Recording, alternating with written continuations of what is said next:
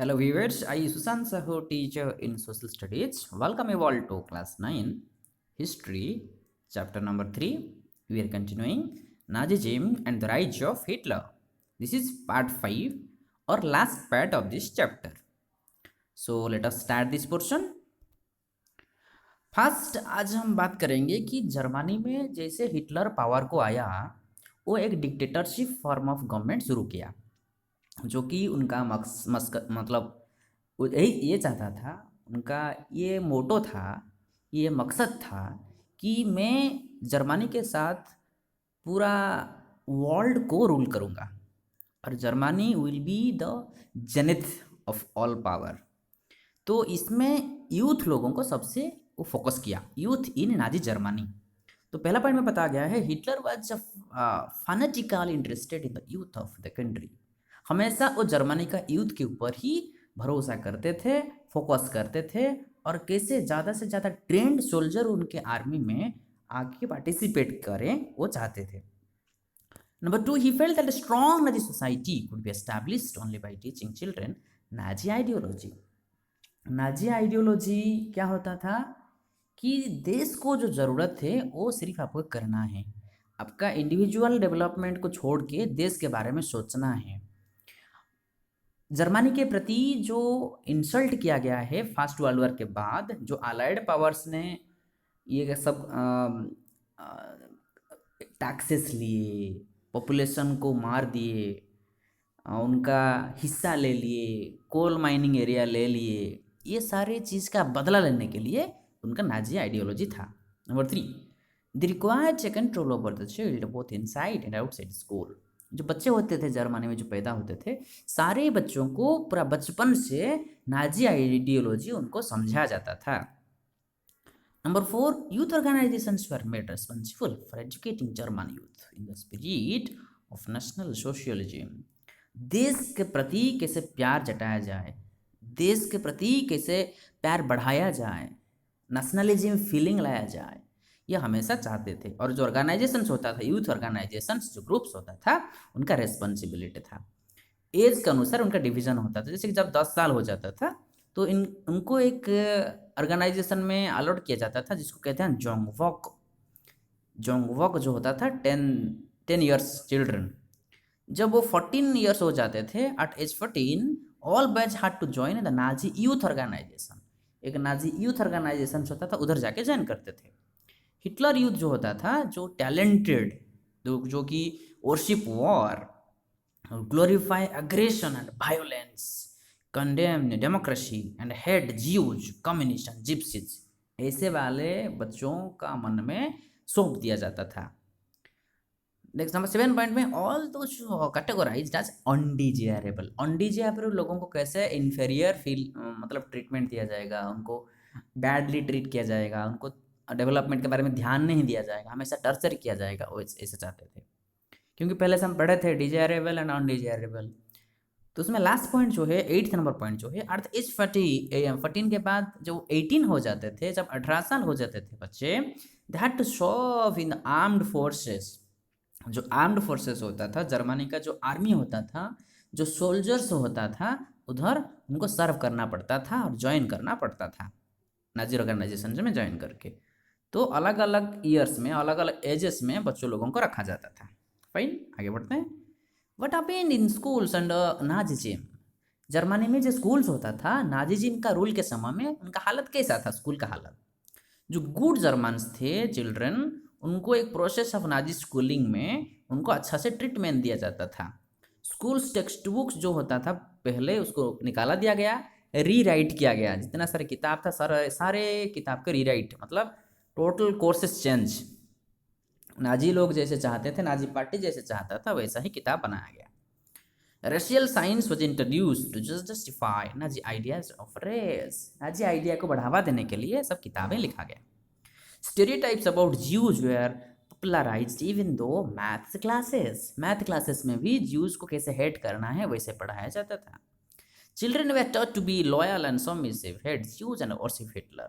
Jews को hate करेंगे, घृणा करेंगे, और हिटलर को प्यार करेंगे, हिटलर के बारे में सोचेंगे, हिटलर का आइडियोलॉजी को सम्मान देंगे, वैसे पढ़ाया जाता था। Even the functions of sports was to nurture spirit of violence. जो फंक्शंस होता था, जो स्पोर्ट्स होता था, उसमें वायलेंस को कैसे बढ़ावा दिया जाए वो सिखाया जाता था। जैसे कि हम WWE, WWF, बॉक्सिंग, रेसलिंग जो होता है वो सब सिखाया जाता था। Hitler believe that boxing could make children iron hatred strong and masculine. Iron hatred मतलब समझ रहे हो कि पूरा पूरा स्ट्रांग होंगे, there will be no mercy, कुछ दया भाव नहीं होगा मन में, स्ट्रांग, पूरा स्ट्रांग होंगे। Masculine, masculine in the sense courageous होंगे, बहुत रीवुड होंगे, बहुत जितना सारे मेल एटीट्यूड है सब डेवलप होगा। तो देखते हैं फिर the Nazi cult of motherhood. Germany में या नाजी के शासन के समय में माँ लोगों का स्थान कैसा था, महिलाओं का स्थान कैसा था। पॉइंट नंबर 1, 1933 में हिटलर ने डिक्लेयर कर दिए, in my state the mother is the most important citizen. ये सिर्फ डिक्लेयर किए कि माँ सबसे इम्पोर्टेंट सिटीजन है हमारे देश में, लेकिन कुछ किए नहीं उनके लिए। देखते हैं क्या किया। But in Nazi Germany all mothers were not treated equally. सारे माँ को इक्वल ट्रीटमेंट नहीं मिल रहा था। Number 3, to encourage women to provide many children honour crosses were awarded. एक अवार्ड सिस्टम बनाया था, ऑनर दिया जाता था, रेस्पेक्ट दिया जाता था, डिफरेंट अवार्ड्स जैसे कि ब्रोंज का, सिल्वर का, गोल्ड का। तो कैसे ये सिस्टम था, प्राइज सिस्टम थोड़ा देखते हैं। ए bronze cross was given for 4 children. जो माँ 4 बच्चे, मेल बच्चा, फीमेल नहीं होगा, 4 बच्चा दे सकते हैं, मतलब जर्मनी के लिए वो सौंप सकते हैं। 4 मेल चिल्ड्रन, उनको ब्रॉन्ज मेडल मिलता था। जो माँ 6 बच्चे देते थे, 6 चिल्ड्रन, उनको सिल्वर मेडल मिलता था। और जो माँ 8 बच्चे या उससे ज़्यादा बच्चे देते थे, मेल चिल्ड्रन, जर्मनी का फ्यूचर के लिए, तो उनको गोल्ड मेडल दिया जाता था। ऐसा सिस्टम था। दो जो मेंटेन कंटैक्ट विद ज्यू लोगों के साथ जो बात करता था, पोल्स लोगों के साथ जो बात करता था, रशियन लोग जो थे जर्मनी में, उनके साथ जो बात करता था, उनको क्या किया जाता था, उनका बाल सब काट दिया जाता, सेविंग किया जाता था सारे बाल को, और मुंह पूरा काला कर दिया जाता था और घुमाया जाता था, पैरेड किया जाता था उनके साथ। Number 6, they also hold up placards hanging around their necks announcing, I have soiled the honor of the nation। ऐसे भी बताया जाता था, उनके नेक में, गले में एक प्लाकार्ड में लिखा जाता था कि मैं नेशन को, हमारे देश को मैं डिसरेस्पेक्ट किया हूँ, ऐसे मान के लिखा जाता था। Many received jail sentences and lost civic honor as well as their husbands and families for their criminal offenses। बहुत सारे लोगों को अपना घर छोड़ना पड़ा, अपना परिवार छोड़ना पड़ा, और उनका जो सिविक राइट्स है, जो जनरल राइट्स है, फंडामेंटल राइट्स है, बेसिक राइट्स जो है, वो अधिकारों को भी बहुत सारे लोगों को छोड़ना पड़ा ये लोगों के साथ मिल के। ठीक है, कितना हट्रेड एटीट्यूड था हिटलर का, आप मान सकते हो इधर से। Next, art of propaganda. Propaganda का मतलब ये होता है हिटलर का आइडियोलॉजी को कैसे लोगों के पास पहुंचाना। जैसे कि नाजी रिजाइम जो था, नाजी का रूल जो था, उसमें लैंग्वेज मीडिया का बहुत सारे इम्पैक्ट था उनके ऊपर। वो जैसे चाहते थे, जो मीडिया वालों को जैसे बोलते थे, वो लोग ऐसे ही करते थे। Nazis never use the word kill और मर्डर, ये शब्द कभी यूज नहीं करते थे इन देयर ऑफिशियल कम्युनिकेशंस। तो क्या बोलते थे, फाइनल सोल्यूशन। ठीक है, बेसिकली फाइनल सोल्यूशन ही यूज किया जाता था, राइट। मास किलिंग वे टर्म्ड, स्पेशल ट्रीटमेंट भी यूज किया जाता था, special treatment, final solution Jews के लिए। इथ्वानासिया, डिसेबल्ड मतलब जो कि फिजिकली या mentally handicap, selection and disinfection, ये सभी यूज किया जाता था सब, वो किल और मर्डर के जगह में। Number 4, media was carefully used to in support for the regime and popularize it worldwide। Media को ऐसे बोला जाता था कि आप हिटलर को, उनको फेमस करने के लिए, उनको पावर को बढ़ावा देने के लिए आप जो चाहें वैसे कर सकते हो। तो कैसे, जैसे कि Nazis ideas were spread through visual images, films, radio, posters, catchy slogans, leaflets. तो ये सारे अलग तरीका का जो पैम्पलेट्स होता था, चाहे इलेक्ट्रॉनिक मीडिया हो चाहे प्रिंट मीडिया हो, हिटलर का आइडियोलॉजी को, नाजी पार्टी का रूल को कैसे स्प्रेड किया जाएगा सब चाहते थे। Number 6, the most infamous film was the eternal Jews. ये उस समय में सबसे इनफेमस था, मतलब लोगों को ऐसा ट्रीटमेंट किया गया, इतना रीवुडली बिहेव किया गया, उनका जनरल सिविक राइट्स को ऐसे सप्रेस किया गया, ऑप्रेस किया गया, डिप्रेस किया गया, तो लोगों का सब ऐसा ही जिंदगी चल रहा था उस समय में। Ordinary people and the crimes against humanity. Ordinary लोगों का कैसा था, उनका रिस्पॉन्स कैसा था हिटलर का शासन में। How did the common people react to नाजीजिम।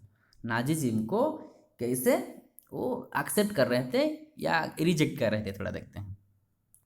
Number 1, the genuinity, जो genuinely believe Nazism would bring prosperity and improve general wellbeing. लोग चाहते थे कि नाजीजिम जो कर रहा है वो सही कर रहा है और वही प्रॉस्पेरिटी लाएगा, वही हमारे लिए लॉरेंस लाएगा, क्रेडिट लाएगा, रेस्पेक्ट लाएगा, लोग ऐसे चाहते थे। Number 2, the large majority of Germans however were passive onlookers and apathetic witnesses. Maximum लोग जो होते थे, most of the German people they were passive, मतलब वो लोग कुछ बोलते नहीं थे, साइलेंट थे, क्योंकि कुछ बोलेंगे तो हत्या होगा उनका, उनका पूरा जान जाएगा, तो पूरा साइलेंटली विटनेस जैसा वो सिर्फ रहते थे। Number 3, they were too scared to act, to differ, to protest. वो पूरा डरे हुए थे, बिल्कुल भी वो प्रोटेस्ट नहीं करते थे, पूछते नहीं थे, डिमांड नहीं करते थे, they were scared. Number 4, they prefer to look away. वो अनदेखा करते थे, नहीं, जैसे कि नहीं देखे हैं, हाँ कुछ हो रहा है, चल रहा है तो चलने दो, वैसा ही ध्यान नहीं देते थे। Number 5, the stereotypical images published in the Nazi press hunted the Jews. Jews लोगों को कैसे ट्रीटमेंट किया जाता था वो नाजी प्रेसेस में सब छपा गया। They troubled them even in their dreams. Jews died many days even before they reached the gas chamber. पहले से हम पढ़े हैं गैस चैम्बर के बारे में कि कैसे ट्रीटमेंट दिया जाता था, कैसे उनको टॉर्चर किया जाता था। तो कोई कोई लोग ऐसे होते थे कि गैस चैम्बर पहुंचते पहुंचते उनका मौत हो जाता था, जो कि साइकोलॉजिकली पूरा डिप्रेस होते थे, वो गैस चैम्बर पहुंचते पहुंचते ही उनका जान चला जाता था। Then knowledge about the Holocaust. Holocaust के बारे में थोड़ा ज्ञान। Information about Nazi practices had trickled out Germany during the last year of the regime.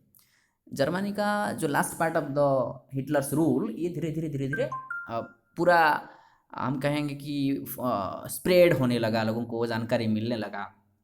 But it was only after the war ended that Germany was defeated, that the world came to realise the horrors of what happened. ये सिर्फ तब पता चला जब Germany युद्ध में हार गया, लोगों का जो कंडीशन था और मिजरेबल होने लगा और ओर्स होने लगा, तो ये सब लोग जो होते थे वो रिवोल्ट करने लगे, वायलेंस करने लगे कि और नहीं हो सकता, बस बंद हो गया।